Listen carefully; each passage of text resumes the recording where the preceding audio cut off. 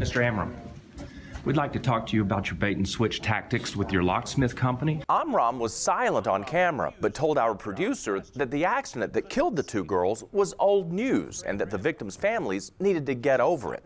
6 months later, he was out of business, forced to shut down by Georgia's Attorney General. But less than a year after inside investigations confronted him about his money-making scheme, we discovered he was back in business in a neighboring state. That's him unlocking the door of our producer's rental car. It's okay, thank you. So how was he able to reopen in Florida, having never paid a dime of his civil fine in Georgia?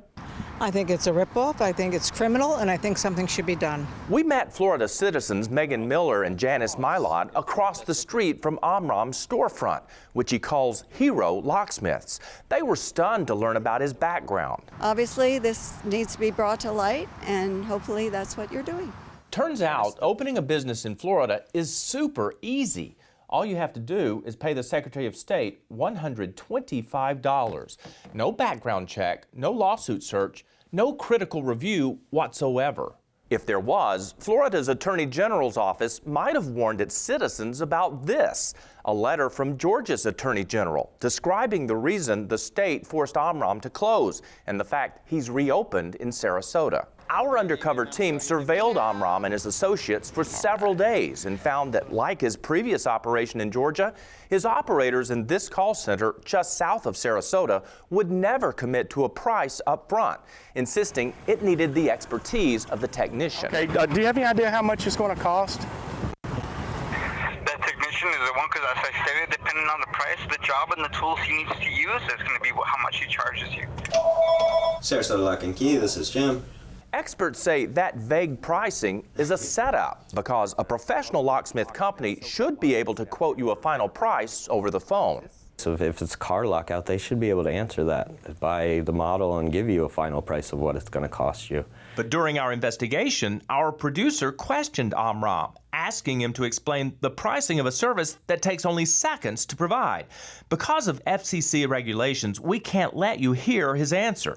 But anyone can see from his body language he's defensive, so much so that he shows her a printed handout laying out their pricing structure and trying to convince her it's fair under Florida law.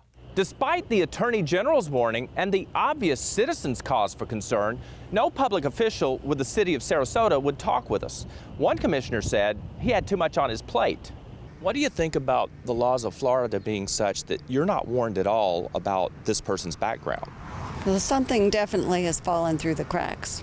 It needs to be looked at by public officials that are paid to do this sort of thing. We wanted to give Amram an opportunity to talk about his business in Florida.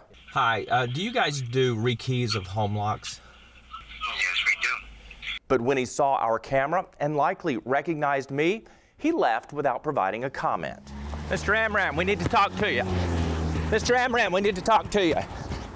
Mr. Amram, we'd like to talk to you about your $322,000 fine with the state of Georgia. Here's the bottom line. The probability of Georgia ever collecting the fine levied against Amram is slim to none. And the fact he's able to get back to business as usual in Florida shows a failure of the system.